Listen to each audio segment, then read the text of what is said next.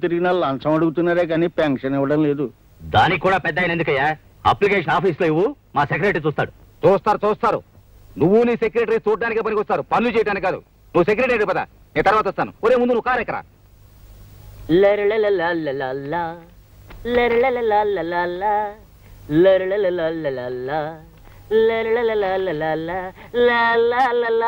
నమస్కారం బాబు, నేను రామచంద్రయ్యని. అవునయ్యా, ముళ్ళపూడి రామచంద్రయ్యవి. పెన్షన్ కోసం వచ్చావు. నీ ఫైలు పైనుంచి రావాలి అని ఎన్నిసార్లు చెప్పాలయ్యా? అయినా ఎప్పుడు పెన్షన్ నీ గొడవ నీదే గాని టేబుల్ మీద 100 పెట్టావా? ఒక ఆఫీని తెచ్చిచ్చావా అని. అతనికి వచ్చేదే 300. అందులో నీకు 100 మందు ఇస్తే ఇంకా అతనికి ఏం మిగులుతుంది బాబు? నువ్వెవడవయ్యా? నన్ను సీఎం అంటారులే. సీఎం అంట, సీఎం పెద్ద చీఫ్ మినిస్టర్ లో పోజు. సీఎం గారు క్షమించండి సార్. Good morning sir. క్షమించండి సార్. సోంబేరి బాబు. ఉజ్జి, ఆఫీస్ టైం అయిపోయింది, కాస్త నిద్రలేస్తా. లే. రత్నం బాబు సార్, వాడు కాఫీకి వెళ్ళాడు సార్. పిఠాపురం పెద్దిరెడ్డి. వాడు ఇప్పుడు బాత్రూమ్కి చెప్పుతో కొడతా. ఆఫీసులో ఉంది ఇద్దరు, అటెండెన్స్ అంతా వచ్చినట్టు రాస్తారా? ఇంకోసారి ఇలా జరిగిందంటే తోలు తీసేస్తా. Good morning sir. నువ్వా సార్? స్టూడెంట్ రౌడీగా ఉన్న నువ్వు పోలీస్ ఆఫీసర్ అయ్యావంటే గొప్ప విషయమే. గుడ్. చిన్నప్పుడు బళ్ళులాగా ఇంకా అందరితో ముండిగా కొట్లాడుతుండవా లేదా మానేసినావా? దారిలో సీఎం కనబడితే జీపులో ఎక్కించుకుని వెళ్ళవనా? ప్రోటోకాల్ అబ్జర్వ్ చేయగల సార్, ఆయన మీకు సీఎం కావచ్చు, కానీ నాకు మా మాస్టర్. ఆ చనువుతోనే నా జీప్లో ఎక్కించుకున్నాను, కానీ ఒక సీఎంగా మాత్రం కాదు. ఏమైనా సరే నీ ప్రవర్తన నాకే నచ్చడం లేదు. ఎవరి సపోర్టు లేకుండా ఎగిరిపడే నువ్వు ఇప్పుడు సీఎం అండ చూసుకుని రెచ్చిపోదాం అనుకుంటున్నావా? నాయకులు వస్తారు పోతారు, కానీ మన డిపార్ట్మెంట్ మాత్రం శాశ్వతమైంది. లా అండ్ ఆర్డర్ మన ప్రాణం, దేశభక్తి మన ఊపిరి. అంతేకాని అధికారానికి బానిసలై వాళ్ళ చుట్టూ కుక్కలా తిరగడం నేను భరించలేను. నాకు చాలా బాధగా ఉంది. మీరు బాధపడిపోవడానికి నేను చేసిన నేరం ఏమిటో నాకు అర్థం కావట్లేదు సార్. మాటలు అనవసరం. ఈ రోజు నుంచి నువ్వు ఏ డెసిషన్ తీసుకోవాలన్నా, డ్యూటీ మీద ఎక్కడికి వెళ్ళాలన్నా నాకు ఫోన్ చేసి నా పర్మిషన్ తీసుకునే వెళ్ళాలి. సమయానికి మీరు దొరక్కపోతే? దొరికేదాకా వెయిట్ చేయాలి. ఈలోగా అన్యాయం జరిగిపోతే? వచ్చాక నేను చూసుకుంటాను. అన్నీ జరిగిపోయాక మనం చూసి చేసేదేమిటి sir? Shut up. It's my order. అంతేకాదు, ఆ శివశంకర్ చావు గురించి నువ్వు ఓపెన్ చేసిన ఆ పాత కేసు ఫైల్ ఏమీ ఆధారాలు లేవని ప్రూవ్ అయింది కనుక వెంటనే క్లోజ్ చేసాయి. సార్, ఆధారాలు నేను సంపాదిస్తాను. I will prove it. Don't talk too much. కొత్త కేసులతోనే తట్టుకోలేక చస్తుంటే పాత కేసులు పట్టుకుని వేలాడుతానంటావేంటి? Close the file. క్లోజ్ చేస్తారు. న్యాయం బతకడానికి ఎన్ని దారులున్నాయో అన్ని వాళ్ళ స్వార్థం కోసం క్లోజ్ చేస్తారు. ఒక పోలీస్ ఆఫీసర్ సిన్సియర్ గా న్యాయం కోసం పాటుపడుతుంటే ఇన్న డక్కులా ఒక మనిషి, ఒక ఆఫీసర్, ఒక లీడర్ ఒక్కడు నాకు సహకరించడే. నన్ను ఒక మొండివాడిగా కిరాతకుడిగా చూస్తారే. మెచ్చుకోవాలి విజయ్. యు ఆర్ కరెక్ట్ రా. ఎస్, యు ఆర్ కరెక్ట్ అని అనడానికి ఒక్క మనిషి లేడే.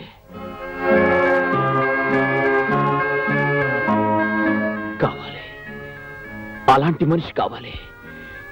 నాలోని నీతి, నిజాయితీ, న్యాయం, ధర్మం పంచుకునేందుకు స్నేహం చేసే మనిషి కావాలి.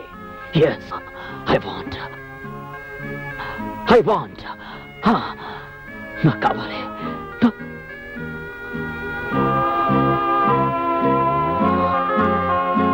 చూడు విజయ్, ఇదంతా నువ్వు చేసుకున్నదే. అంటే నీ దురుస్తనంతో ఎవరు ఏమిటో ఎలాంటి మనుషులో తెలుసుకునే లౌకికం లేని మొండివాడివయ్యా. అయితే దాన్ని ఆధారంగా తీసుకుని వాళ్ళు నీ చుట్టూ అడ్డుగోడలు కడుతున్నారు. ఆహా. ఊరికే బయటపడిపోకుండా నువ్వు వాళ్ళ లౌక్యం ఎందుకు ఉండకూడదు? నేను మీలా ఆత్మీయత, అనురాగాల మధ్య పుట్టిన మనిషిని కాను లౌకికం నేర్చుకోవడానికి. తల్లి జోలపాటతో ఉయ్యాల ఊగి జాబిల్లితో ఆడుకున్న అల్లారు ముద్దు బిడ్డను కాను మనుషుల్ని అర్థం చేసుకోవడానికి. తల్లి చేతి గోరు ముద్దలు తిని తండ్రి చేతి వేలు పట్టుకుని అడుగులు వేసి పెరిగింది కాదు నా భవిష్యత్తు. కనుక ఇలా మొండివాడిగా తయారయ్యాను. నేను 9 మాసాలు మోసిన కన్న తల్లి బిడ్డను కాను. ఆ తల్లెవరో నేను భారమని. పోలీసుడు అయితే మాత్రం ప్రతివాడిని ఇష్టం వచ్చినట్టు బాధరవేనా? అది కాదు సార్. మాస్టర్ బెత్తం దెబ్బ పడితే గానీ పిల్లలకి పాఠం రాదు. అలాగే లాఠీ దెబ్బ పడితే గానీ లా అండ్ ఆర్డర్ మా కంట్రోల్లో ఉండదు. మీరు అలా చూస్తూ ఉండండి సార్. చాలా మంది పెద్ద మనుషుల నిజ రూపాలని ఎవిడెన్స్ తో సహా మీ ముందే ప్రూవ్ చేస్తాను. అంతకంటే ముందు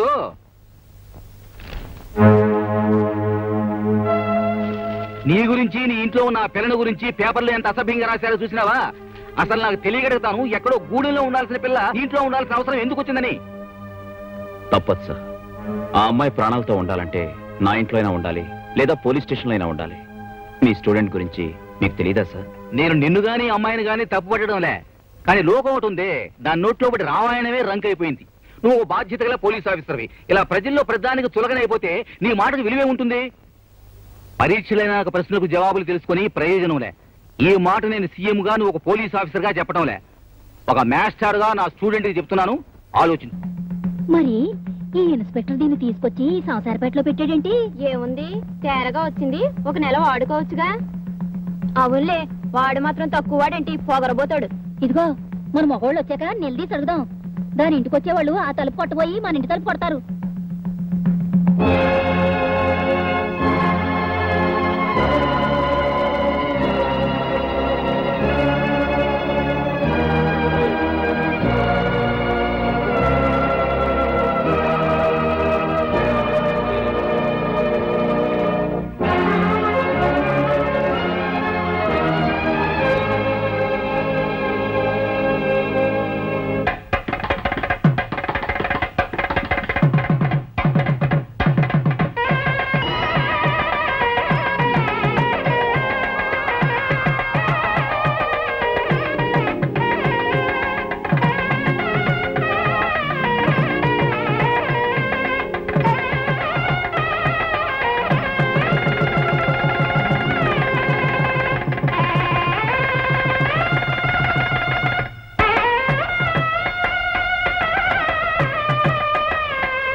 ఏంది, ప్రెస్ దగ్గరకు వచ్చి నానా గొడవ చేసినాడా?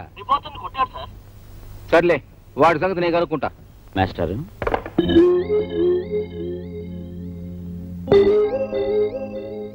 ఏంటిది? పార్వతి ఏమై సార్, గుడికి తీసుకెళ్లి తాళి కట్టాను. భారీగా వెంట పెట్టుకుని వెళ్ళి ఆ ప్రెస్ వాడిని చెప్పుచ్చు కొట్టాను. చాలా చాలేనా చెప్పొచ్చావు? ఆ పని ఈ రోజే చేయాలా? శుభవాన్ని పెళ్లి చేసుకుని నువ్వు ఏ రోజైతే నా శిష్యుడు అని జనానికి తెలిసిపోయిందో అప్పటి నుంచి నేరుగా నీ మీద వచ్చే కంప్లైంట్స్ అన్ని నాకే వస్తున్నాయి. వాళ్ళకి మాస్టర్, ఇంకా మీరేం మాట్లాడకండి, ఈ రోజు ఫుల్ మ్యారేజ్ మూడ్ లో ఉన్నాను. ఏయ్, అక్షంతులు ఆశీర్వదించి అక్షంతులు వేయండి. మీ శిష్యుడు ఎంత రొమాంటిక్ గా మారిపోతారో చూడండి. వేషాలే మొక్కో. సంతాన ప్రాప్తి రస్తుంది. చేయకపోతే చేయిస్తాం. మా విద్యార్థులు అంటే మీ దృష్టిలో అంత తేలిక కనిపిస్తున్నావా? అసలు ఈ విషయాలను మీరు సీఎం గారి దృష్టికి తెస్తున్నారని నమ్మకం ఏంటి? అందుకే మా విద్యార్థుల తరపున ఈ క్షణం నుంచి నేను ఆమరణ నిరాహార దీక్ష చేస్తున్నాను. మీరు తెలుస్తారో సీఎం గారు తెలుస్తారో ఏదో ఒకటి తెలిపోవాలి. విద్యార్థుల న్యాయమైన కోరికలు, విద్యార్థుల కోరికలు, విద్యార్థుల ఐక్యత, విద్యార్థుల న్యాయమైన కోరికలు, విద్యార్థుల ఐక్యత, విద్యార్థుల న్యాయమైన కోరికలు, విద్యార్థుల ఐక్యత, విద్యార్థుల న్యాయమైన కోరికలు. పాయే ఆ కుర్రోళ్ళు కూడా నీ ఇంటికెళ్ళి బీగి పాయే. హాయిగా ఏ కాశీ యాత్రకో పోతే నీ దరిద్రం వదిలిపోద్దు.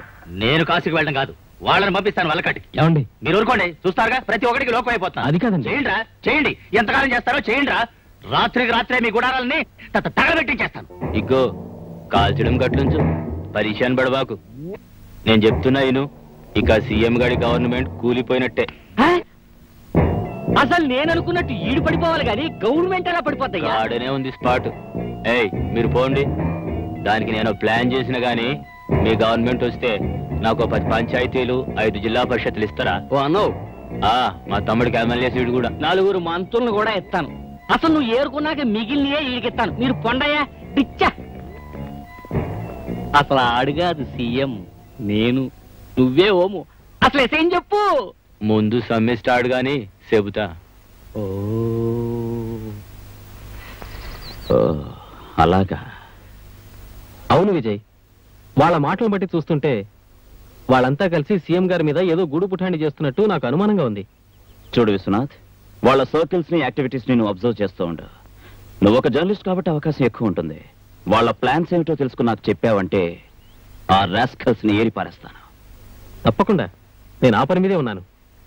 ఈ రోజు రాత్రి వాళ్ళంతా హోమ్ మినిస్టర్ ఇంట్లో మీట్ అవుతున్నట్టు నాకు ఇన్ఫర్మేషన్ వచ్చింది.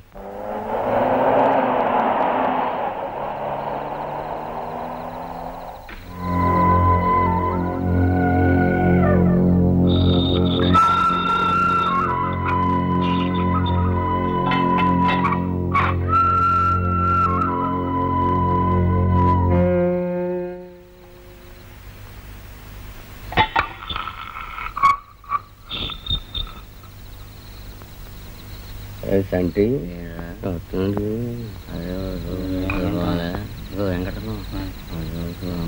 ఆ నేలకంట చూస్తాడు కదా.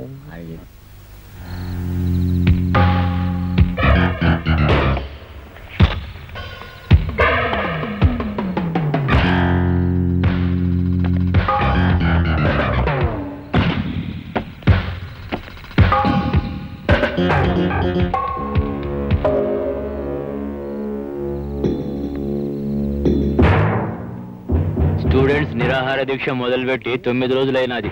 సీఎం గారు ఎల్లుండి వస్తాడు. తప్పకుండా వాళ్ళకి నచ్చజెప్పి నిరాహార దీక్ష మాన్పిస్తాడు. అతని చేత్తో బత్తాయి రసం దాగిపిస్తారు. అది సీఎం మనిషి చేత తెప్పిస్తారు. గాడ మనిషి మన ప్లాన్ ప్రకారం విషయం కల్పించడం మా తమ్ముడు సంటిగడి పని. అది తాగి స్టూడెంట్స్ సస్తురు. అది సీఎం ఏర్పాటని ఆ మనిషి చేత చెప్పిస్తాం. గవర్నమెంట్ కుప్ప కూలిపోద్ది. సీఎం సెంట్రల్ జైలు పోతాడు. ఇదంతా నేను ఏర్పాటు చేస్తా.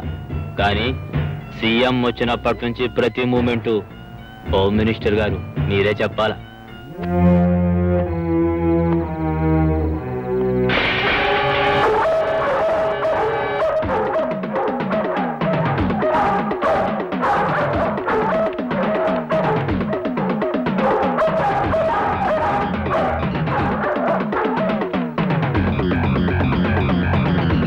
ఎవడైనా సరే ఏసై పాయే. ఈ ప్లాన్ కూడా పాయే. స్పాట్లో ఉన్నట్టు మాట్లాడబాక వెళ్ళు.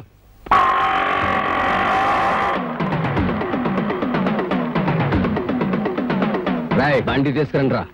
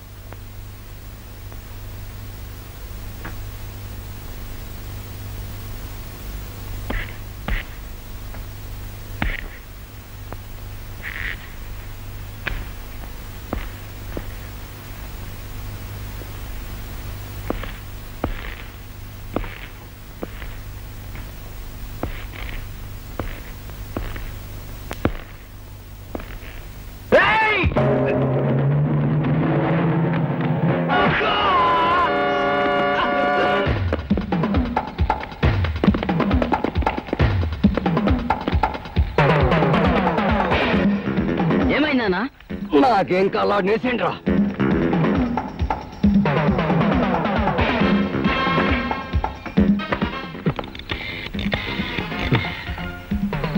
హలో, నేను విశ్వనాథ్ మాట్లాడుతున్నా. Inspector Vijaya. Hello Vishwanath, tell me. నేను చాలా ఇంపార్టెంట్ విషయం మాట్లాడాలి. అది ప్రెస్ లో నేను చాలా ప్రమాదంలో ఉన్నాను. మీరు వెంటనే మోహన్జో మార్కెట్కి రండి.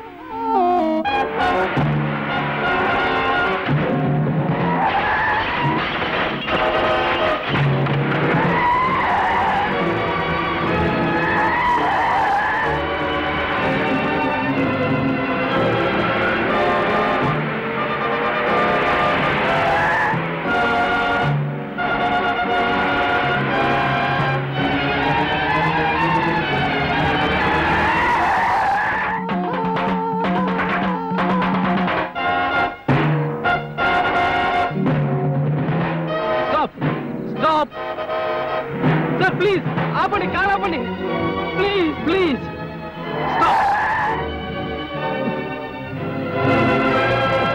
సార్ నాకు సహాయం చేయండి సార్. నేను చాలా ప్రమాదకరమైన పరిస్థితిలో ఉన్నాను. కొంచెం కొంచెం కొంచెం పోలీస్ స్టేషన్ లిఫ్ట్ ఇవ్వండి sir. Sir please sir, please sir, please. అట్రండి.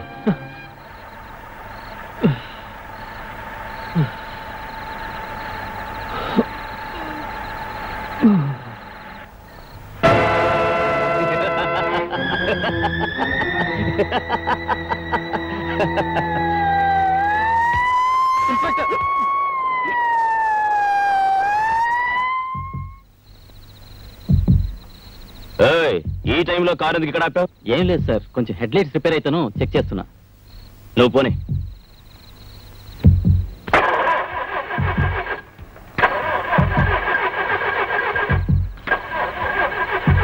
ఏమైందయ్యా? బండి స్టార్ట్ అవట్లేదు సార్. ట్రై చేయి. స్టార్ట్ అవ్వట్లేదా? అవట్లేదు సార్.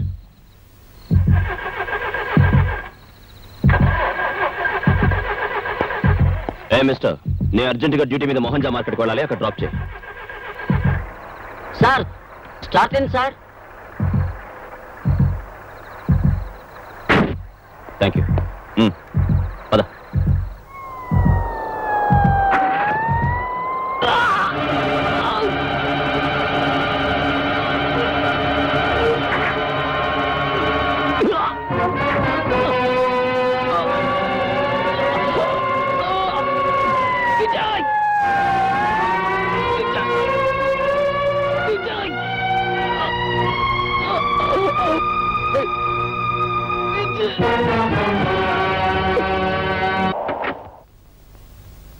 నమస్కారం సార్.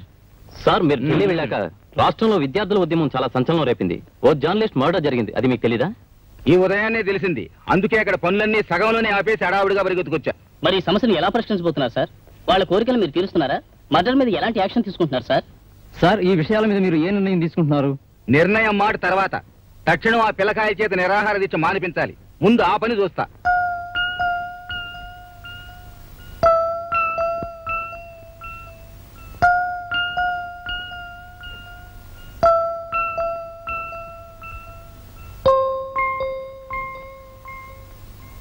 ఏమండి, చాలా రాత్రి అయింది, వచ్చి పడుకోండి. నువ్వు వెళ్ళి రెస్ట్ తీసుకో. విశ్వనాథ్ అన్నయ్య గురించే కదా.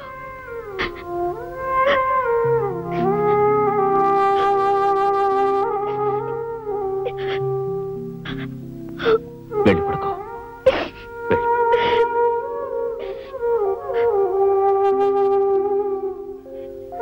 మీతో ఒక ముఖ్యమైన విషయం మాట్లాడాలి.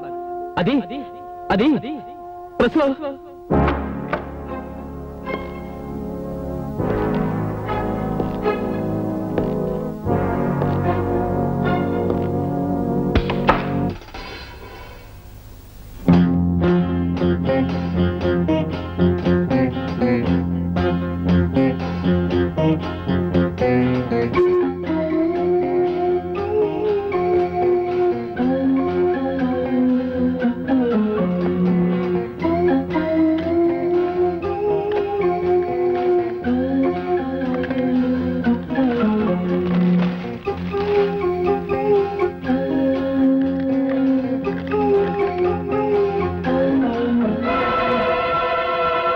ఎల్లుండి నిరాహార దీక్ష విరమణ పేరుతో సీఎం ఇచ్చే బత్తాయి రసంలో విషం కలిపి శిబిరంలో విద్యార్థుల్ని చంపే ప్రయత్నంలో ఉన్నారు.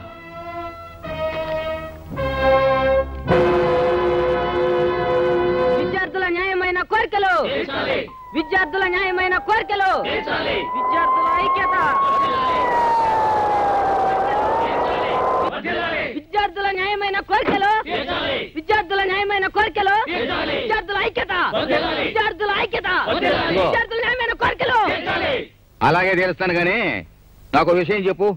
ఈ మండు టెండలో ఈ గుడారం ఏంది? తిండి తిప్పలు లేకుండా రోజుల తరబడి ఇలా కూర్చోవడం ఏంది? ఏందయ్యా? మా కోరికలను ఎన్నిసార్లు మీ దృష్టికి తీసుకొచ్చాం. విద్యా విధానంలో జరుగుతున్న లోపాలను ఎన్నో సార్లు మీకు తెలియజేశాం. అయినా మీరు ఏం చర్య తీసుకుంటున్నారు సార్? ఏందయ్యా, నాకు మీదొక్కటేనా సమస్య? నేను ఢిల్లీ వెళ్ళి ఈ రోజు ఉదయాన్నే కదా వచ్చినానా? వెళ్తారు సార్, మీరు ఢిల్లీ వెళ్తారు, అమెరికా వెళ్తారు. ఈ లోపు మేమే కావాలండి. విద్యార్థుల ఐక్యత, విద్యార్థుల కోరికలు. ఊరుకో.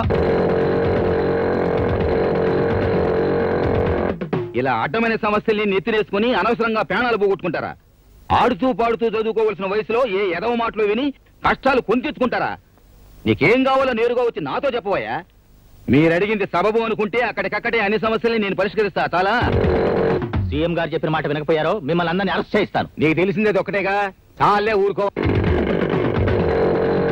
ఆ రోజుల్లో అంటే తెల్లోళ్ళని తరిమి కొట్టడం కోసం సత్యాగ్రహాలు చేసి ఎలాగో వచ్చినాం. ఇప్పుడు మన బతుకు మనం బతకడానికి కూడా అన్నం నీళ్లు లేకుండా ఒగ్గబట్టి అర్ధాంతరంగా తావటం ఎందుకనే? తండ్రి లాంటోడిని, నా మాటిను. అలాగే సార్. అదే రే, కారులో బత్తాయి రసం ఉంది, బట్టగరా.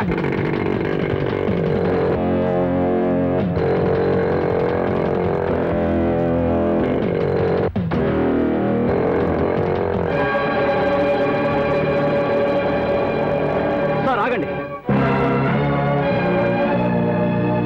ఆ బత్తాయి రసం తాగొచ్చు సార్, అందులో విషం ఉంది. విషమా?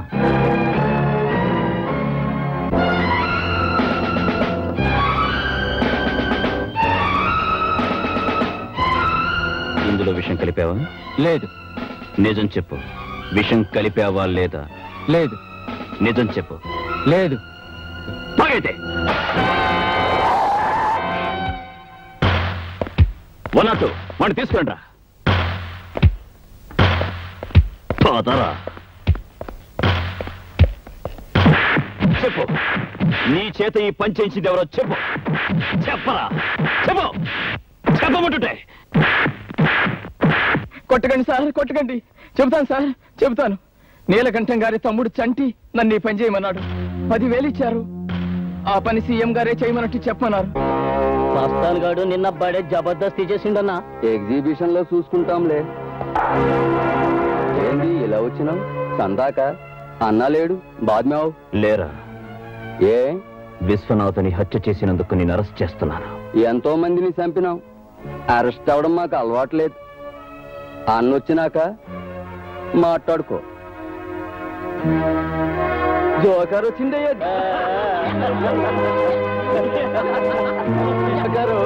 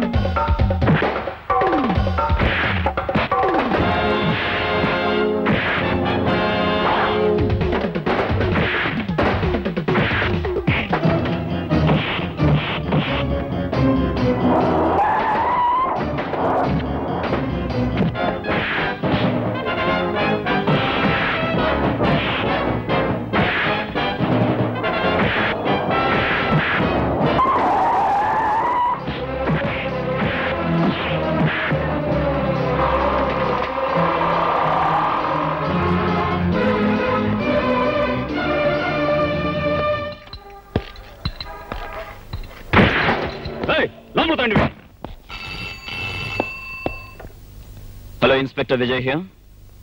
ఎవరు? హోమ్ మినిస్టర్ గారు పియ్యానా? చెప్పండి. చంటిని అరెస్ట్ చేసినందుకు హోమ్ మినిస్టర్ ఫీల్ అవుతున్నారా? ఆయనకు నా ప్రగాఢ సానుభూతి చెప్పడం కంటే ఇంకేమీ చేయలేను. I'm sorry. ఎక్స్క్యూజ్ మీ.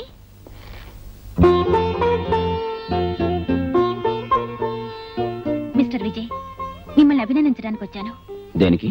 ఎందరు ఆఫీసర్లు వచ్చినా ఆ నీలకంఠాన్ని గాని, వాడి తమ్ముణ్ణి గాని, వాళ్ళ రాజకీయ పలుకుబడిని గాని ఎవ్వరూ ఏం చేయలేకపోయారు. అలాంటిది ఆ రౌడీని మీరింత ధైర్యంగా అరెస్ట్ చేశారంటే యు ఆర్ రియలీ గ్రేట్. అదేంటండి, అతన్ని అరెస్ట్ చేశానని పెద్ద పెద్ద వాళ్ళంతా నన్ను చాలా నిరంకుశుడు విమర్శిస్తుంటే మీరొక్కరు మాత్రం నన్ను అభినందిస్తున్నారే, ఎందుకు? విశ్వనాథ్ లాంటి మంచి మనిషిని చంపిన వాడికి సంకెళ్లు వేసిన మిమ్మల్ని మనసున్న వాళ్ళెవరైనా మెచ్చుకుంటారే కానీ విమర్శించరు. మీకు విశ్వం తెలుసా? తెలుసు, మా అన్నయ్యే. అంటే మీరేనా మిస్ సుధా? అవును. ఇప్పుడు ఏం చేస్తున్నారు? నిన్నే సీఎం గారి పర్సనల్ అసిస్టెంట్ గా అపాయింట్ అయ్యాను. ఇంతకాలం అన్నయ్య ఒక్కడే నన్ను చదివించాడు, మా ఇంటిని పోషించాడు. తీరా నేను ఆర్థికంగా తన చేతికి అందొచ్చేసరికి తన ఈ ప్రపంచానికి అందకుండా వెళ్ళిపోయాడు. Come on, take it easy, control your self. ఇలాంటి సమయంలో బాధపడడం కంటే మీ అన్నయ్యను చంపిన వాళ్ళ మీద కక్ష సాధించాలని పట్టుదల పెంచుకోవాలి. ఎస్, ఈ గవర్నమెంట్ ఈ వ్యవస్థ వాళ్ళని ఏమీ చేయలేనప్పుడు అంత వాళ్ళ బలగాన్ని ఆడదాన్ని నేనేం చేయగలను? నేను చేస్తాను.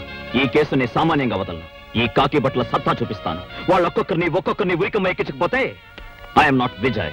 ఒక బాధ్యత గల పోలీస్ ఆఫీసర్గా మీరు ఈ కేసు గెలిస్తే అంతకంటే ఆనందం నాకు లేదు. వాడికి శిక్ష పడచ్చు, పడకపోవచ్చు.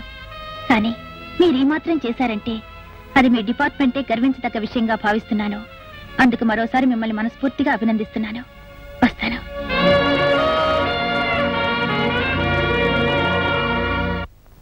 మిస్టర్ విజయ్, ఏమిటిది? ఆయన ఎవరో తెలుసా? అతను ఎవరికి ఎలా తెలిసినా నాకు మాత్రం క్రిమినల్ సార్. ఏమిటి ఆయన చేసిన నేరం?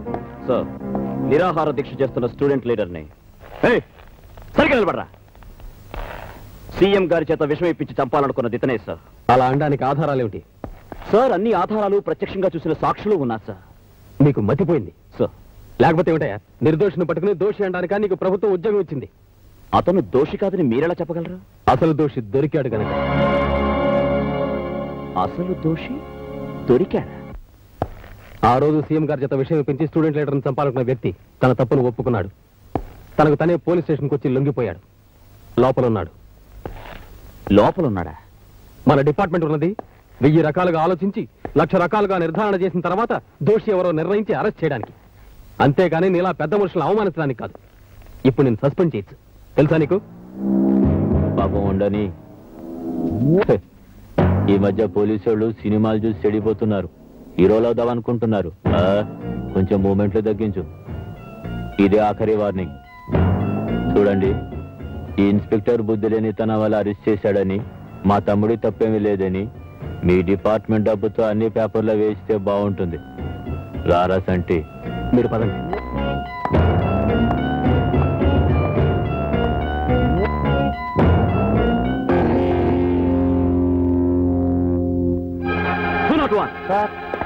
ఆ నేరం చేశానని లొంగిపోయిన రాస్కల్ ఎక్కడున్నాడు? 3వ నెంబర్ సెల్లో ఉన్నాడు సార్.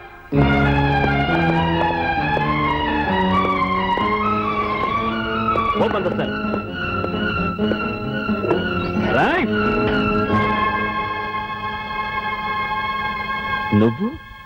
నువ్వు నేరం చేయించావా? అవును అవును. నిజం చెప్పు. మా ముసల్దానికి ఒంటో బాగా పోతే డబ్బులు ఇస్తానంటే వచ్చా. ఇక్కడ కూకున్నా. అదైనా కడుపు నిండా తిండి తిని బతుకుద్దని.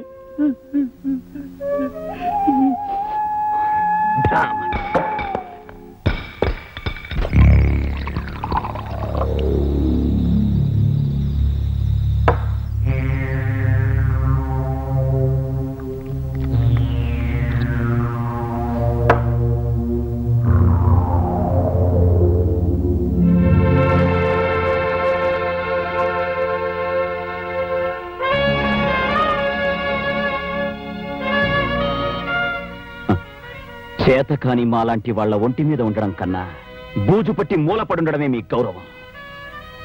కంచే చేను మేసే ఈ యుగ ధర్మంలో లా అండ్ ఆర్డర్స్, లయర్స్ రక్షణ కోసం వేసే ఆర్డర్స్. ఎస్.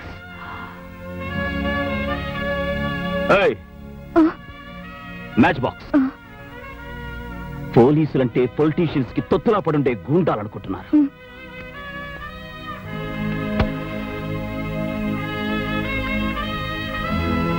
ఏంటలా చూస్తున్నావు? మిమ్మల్ని చూస్తుంటే ఏదోలా ఉన్నారు. ఎలా? ఏమో. ఈ పుస్తకాల్లో చదువుకున్న చదువు, అధర్మానికి సంకెళ్ళు వేయడానికి తీసుకున్న ట్రైనింగ్ అంతా జీవితంలోకి వచ్చేసరికి తల క్రిందులే వేలాడుతోంది కదా. నీతి లేని మనుషుల్ని వరుసగా నిలబెట్టి కాల్చి పారేయాలి. That's the only way. ఏమండి, కంగారు పడకండి. సీఎం గారు మీ మాస్టరే కదా, ఇవన్నీ చెప్తే ఆయనే చూసుకుంటారు కదా. నేను సంపాదించిన సాక్ష్యాల్ని తారుమారు చేసి చట్టరీత్యా వాడిని రాజమర్యాదలతో తీసుకెళ్లారు రాజకీయ ప్రముఖులు. అలాంటప్పుడు ఆయన దగ్గర మాత్రం వాడిని దోషి అని ఎలా నిరూపించగలరు? న్యాయం ఇన్ని రకాలుగా వంకర్లు పోతుంటే దేశం ఎలా బాగుపడుతుంది? దేశాన్ని బాగు చేయడం కోసం మీరు తాగి చెడిపోనక్కర్లేదుగా. భోంచెదురుకని రండి. ఒక ముఖ్య ప్రకటన. నగరంలో అంతఃకలహాల వల్ల జరిగిన హత్యాకాండ కారణంగా చెలరేగిన అల్లర్లను అదుపులో పెట్టే ప్రయత్నంగా నగరంలో 48 గంటల పాటు కర్ఫ్యూ విధించడమైంది. ప్రత్యేక సైన్యాన్ని కూడా రప్పించడం జరిగింది. ఎవరైనా బయట కనిపించినా, ఎటువంటి దౌర్జన్యకాండకు ప్రయత్నించినా 144 సెక్షన్ ప్రకారం కాల్చి చంపవలసిందిగా పోలీసులకు ఉత్తర్వు జారీ చేయడమైంది.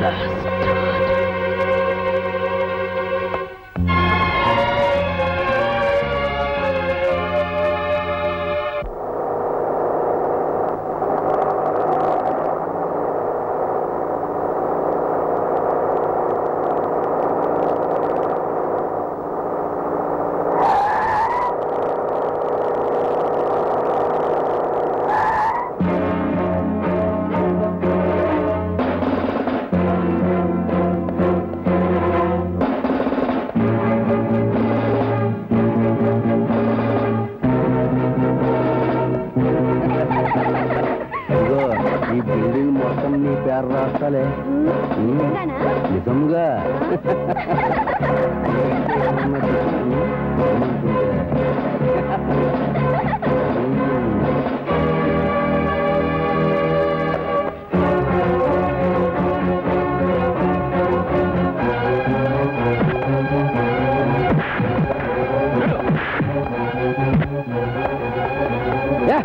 ఏంట్రా